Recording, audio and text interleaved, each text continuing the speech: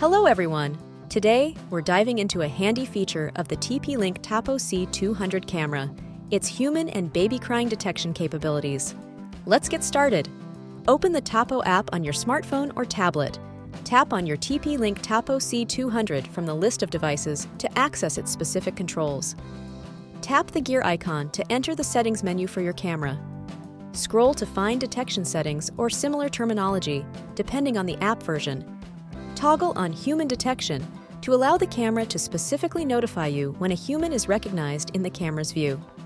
Similarly, toggle on Baby Crying Detection to activate this feature, which uses audio recognition to alert you if a baby's cry is detected.